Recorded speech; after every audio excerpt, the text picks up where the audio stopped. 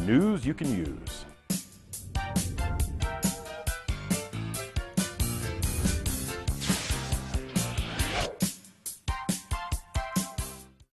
Welcome to another edition of The Scoop. Today, we are very fortunate to have with us a representative. He's the COO, the Chief Operating Officer, and the Director of Programs at the Spring of Tampa Bay, which is a domestic violence center. And I'm Louise Thompson. I'm with Tampa Bay Community Network, and I welcome you. I'm very pleased that you could be here, Jim. I wonder if you could just give us an overview of the history of the Spring and the services that it provides. Thank you, Louise, and thank you for the opportunity to be here today. Well, the Spring is the largest of Florida's 42 domestic violence centers that are certified through the state of Florida. Coalition Against Domestic Violence. The Spring was founded, probably the third or fourth domestic violence center in the state to be founded, and that was founded in 1977. Certainly it was grew out of the grassroots movement, battered women's movement, and started in a small house. The first shelter started in a small house located somewhere in South Tampa. It's just a 3-bedroom home. And today we have our shelter, which is one of the foundations of our organization, is a 102-bed facility. So it's that large. It's very yes. And there's a waiting spacious list, I'll bet, unfortunately, or no? Well, right now we're running pretty much daily an average of about 90 people for the last 6-7 months, and sometimes that exceeds 100, sometimes a little less. But and so the services you provide are sheltered to mostly women, I take it. Well, adults and children, actually, and we've had men. Last year we had, I think, 10 men in shelter, but the majority are women and children, and unfortunately 51% of last year we had 1,100 people in shelter alone. We have many other programs, but 1,100 people, we had 51% of those, about 570 of them were children. So 1,100, but you only have a 102-bed facility? Well, 1,100 throughout the year. We house that many people in the year. I see. How long do they typically, well, first of all, how do people get to you? Well, we have a 24-hour hotline, and that is staffed by trained advocates that go through a very intense training that's sanctioned by the state. And we have a 24/7 hotline. So anytime, day or night, we have live people answering the phone, and people would talk about their situation, and then we would, what we call, screen them into shelter. And a lot of times our calls, last year we had approximately 1,200 calls, or 12,000 calls, I'm sorry. And a lot of times people are calling just for information. They're not sure, maybe I'm in an abusive relationship. My friends tell me, or I'm in an abusive relationship. But that group handles those calls, but they also do the screening to bring somebody in. Is there sort of a definition? Because obviously you just said some people call and am I? They don't know. Is there some kind of definition that is used? Well, there's a state statute and state rules define domestic violence. Broadly would be what I would call intimate partner violence, so that a family member or somebody that a husband, wife, a family member, an intimate partner, or in many cases, I think they define it something to the effect that if you had been living, past or present, so if you had been living as a family. Because a lot of these happen from somebody breaking up with somebody, sure, right? And then they come back into the home, or they stalk the person or whatever. So it's fairly broadly defined, but I would say easy definition would be someone that was in an intimate partner relationship. Who's been assaulted? Do they have to have yes, been there's been. Now they don't physically assaulted? Is that part of the definition, or other than no, that? No. Domestic violence encompasses anything from emotional abuse, certainly mental. I consider there's a lot of spiritual abuse that goes on, and sexual and physical violence as well. I've never heard that term, spiritual abuse. Could you explain that? I've done a lot of work with survivors, and a lot of the work I've done when I'm meeting with them for the first time, they talk about the person they used to be, and they're talking as if they're speaking of somebody that in the past. And so a lot of these folks that come to shelters and seek our services in our outreach offices are kind of, I think, I use the term spiritually abused, but they're disconnected from their own spirit, from that which defines them, and they lose the sense of their own identity. And so that's part of what I... That comes typically from the situation where an abuser might pull them away from their family, their friends, their work, exactly. Those kinds of things that we've read so much about. Well, we read a lot about the famous Yep. case up there in New York, Steinberger, what was his name? I'm not familiar it was a with big, it. you'd know it if I went into it, but we don't need to here. But that was a gradual, it was just an indication of the gradual removal of that woman from everything that defined her. It was totally gone. Exactly. So that's an interesting way to I say think it's spiritual. Well, or I call it existentially, but I mean, if you look at it, it's the obvious are separation or isolation from family and friends, support systems. But yeah, in this case, a lot of the more severe cases I've encountered, they're removed from themselves, their own identity, and they've lost touch with that, the person within. And we help them through empowerment-based approach. We really help them get back in touch with that and rediscover themselves. And you see a lot of what we call reemergence. They find themselves and they're back. It's a fascinating experience. How big is the problem in Hillsborough County or Florida? Do you know? Well, I have some statistics. It's if I can look at those, because there were 115,150 domestic violence incidents reported in Florida last year in 2007, and in Hillsborough County there were 8,841. Which is almost 10% of Yeah, the total number. So it's we're a very very high. large. We are right now the third highest rate of instances and incidents in the state of Florida.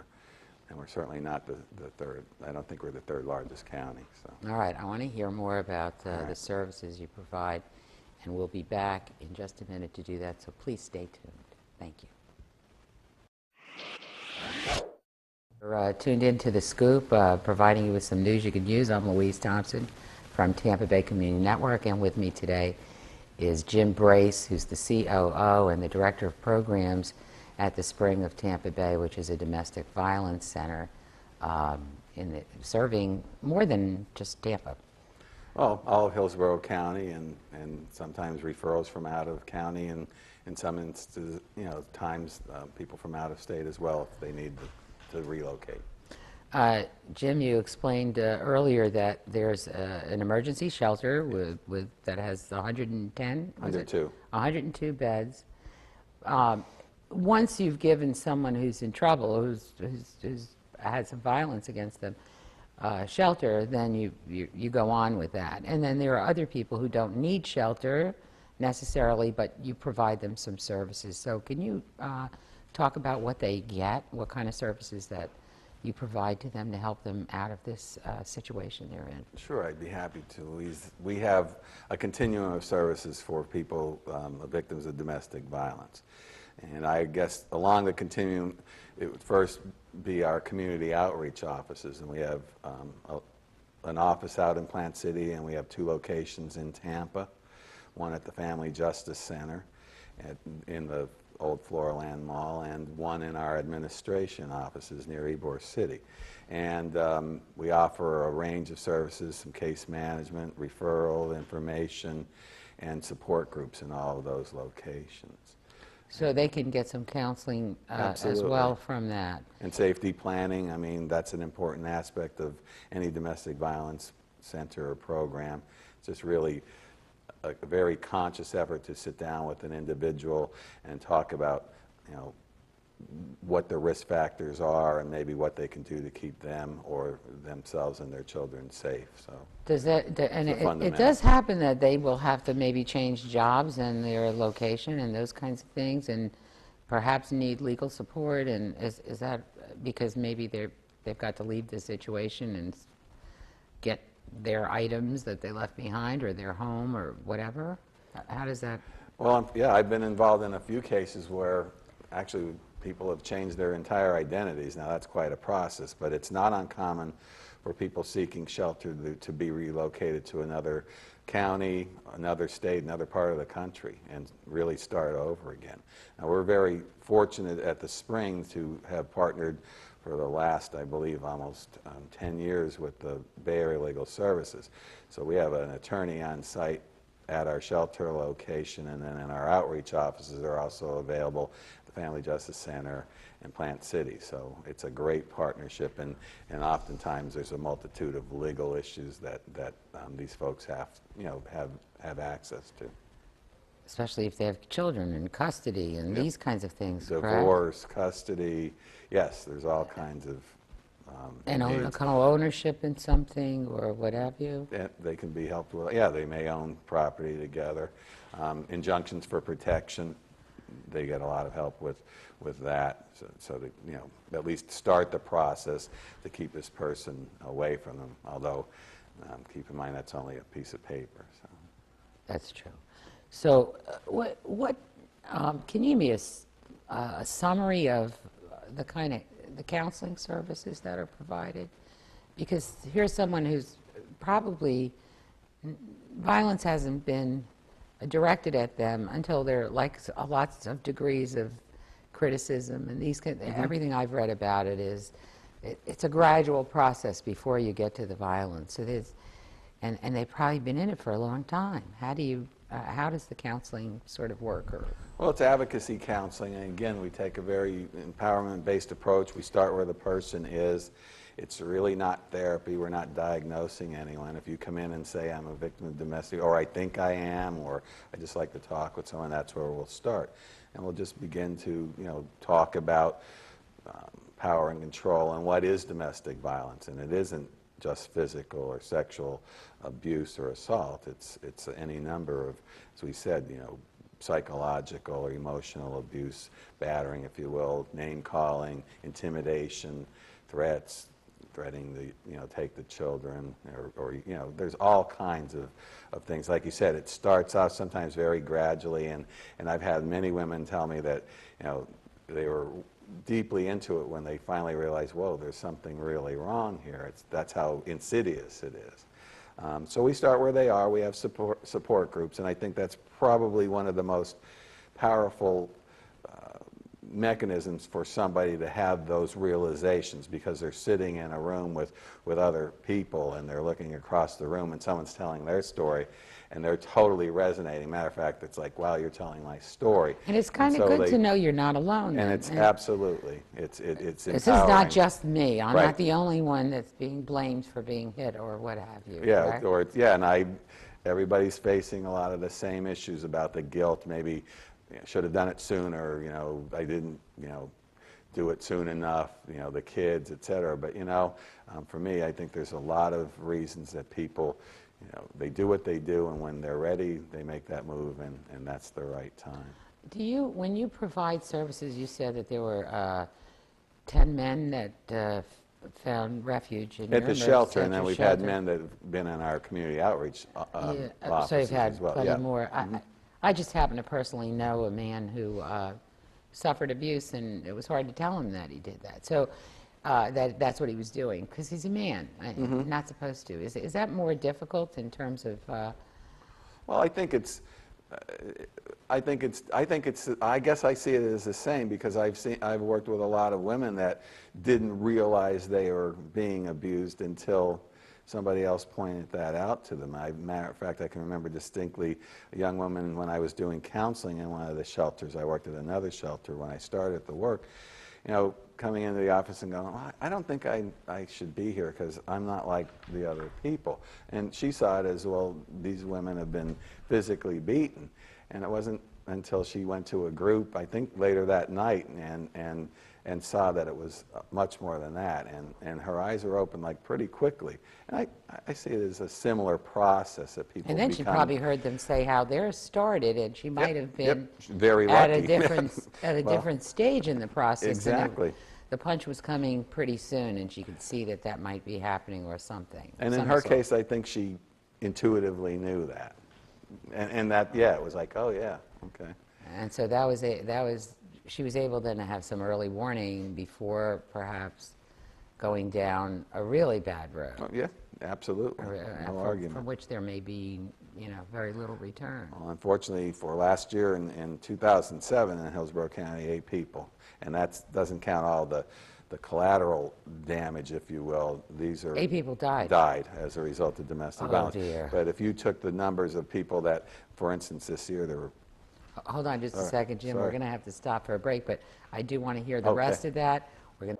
You're back watching The Scoop, and I'm Louise Thompson from Tampa Bay Community Network with Jim Brace, who's the COO and Director of Programs for the Spring of Tampa Bay, a domestic violence center.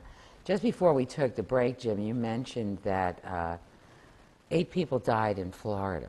Oh, in Hillsborough County. Hillsborough County alone. Yes. Oh, yeah. In Florida, it was 189, I believe, last year. 189 people died as a result of domestic violence. You were going to explain to us when we had to go to the break that it's even bigger than that because there's collateral damage. And what do you mean, and what is that? Well, these reports are compiled by the Florida Department of Law Enforcement, and sometimes the way the statistics or these stats are compiled, they're looking at the intimate partner often who was murdered or killed. For instance, I'll give you earlier this year, if you recall, there was a woman whose, I believe it was her ex-husband, or maybe they're going through a divorce. But anyway, he came back to the house one morning, and she was having coffee or some friends over, and there were 2 people over there. One of them was a captain of a fire department, and another a woman. He came into the house that morning and killed all 3 of them. And then he himself was then killed in a standoff with police a little later. So, I mean, if you wanted to get technically, there's 4 people that were killed as a result of died. They would only count the woman. They would have counted 1. Mm-hmm. And that happens frequently, as I remember from reading the newspapers. They'll wipe out the ex-wife, her mother, her brother, or whoever's in the house, maybe sometimes the children. They would be counted. The children would have been. I'm not sure how they would count that. I believe unfortunately, they may be counted as child abuse. So it's a very tricky count in terms of a true reflection of how many people lose their lives as a result of this. Last year in 2007, they said there was 8 people killed. In a 6-week period in September, October of 2007, there were 4 women killed, and 3 of their partners also committed suicide. So they had 7 people dead. I mean, it's how they do the numbers. Does the Spring provide counseling to the abuser? There are what they call batterer intervention providers, and there are several in the county and throughout the state. They're certified as well. The Spring does not do that. But does make referrals if we get a call. And sometimes people will call and say, well, I've been ordered for an evaluation or whatever, and they'll call our hotline. We'll direct them to any number of the providers there. And I think there's like 8 or 9 providers within Hillsborough County. And does that happen? Do you get those calls with any frequency? Does somebody realize, oh my goodness, I'm not controlling my temper well, and I'm abusing my partner or whoever, and I know I need to stop? Or do they have to first be arrested and ordered into a program? I would say by and large they need to be coerced or ordered, but I think on occasion we've had people call, yes, and I can safely say that people call and they'd like to get a handle on their behavior. It's rare, but it happens. And these programs are sometimes successful? Again, it's the degree of motivation on the part of that person. So They're forced you know. into the program. They may go there for 3 weeks, and Well, they may then- see something too. Something might resonate. I liken it sometimes to substance abuse treatment. I mean, I've seen some very successful cases. I've worked in those programs, and depending on someone's motivation and their insight into their own behavior. Oftentimes batters, however, are the last to take responsibility for any of this and try to put it off on everyone. Hence, if you didn't aggravate me, I wouldn't have to hit you. right. If you weren't this or that, yeah, it's your right. fault. So yeah, that's very common. And then the other one that I understand is a common one is, you know, that only happened because I was drinking. But the point being that they went and got drunk or drank so they could do it and have an excuse or something. That is an excuse as far as I'm concerned. Yeah, I could. Now, the services provided to the children, Yes. what is that? What does that consist of? Because, Well, God, they're pulled away from their home. They're maybe got to change schools. I was at one of your events, been to many of them, but one of your events where, you know, someone said, you know, to just be safe, the kids and I lived in a car for this period of time until we were able to get some help. I remember her, and actually I worked with her, and that's a true story. She lived in her car, and her and her children, she had, I believe, 3 children.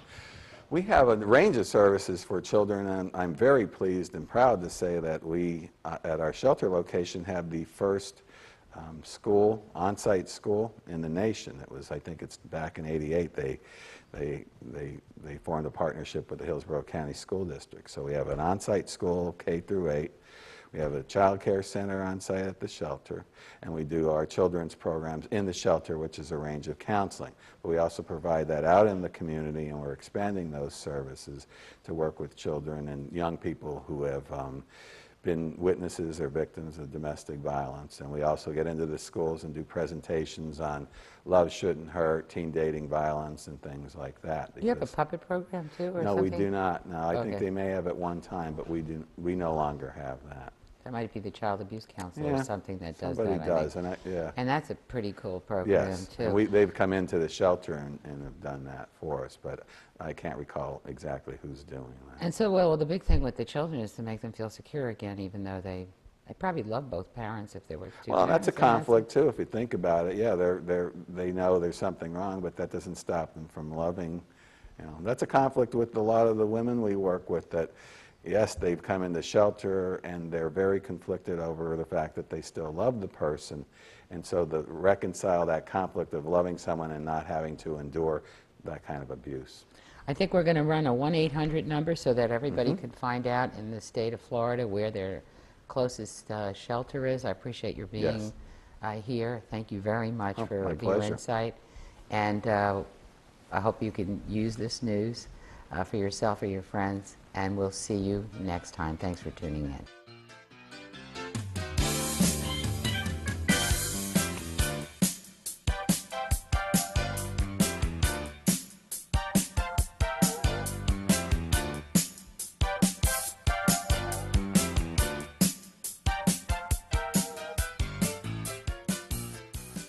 News you can use.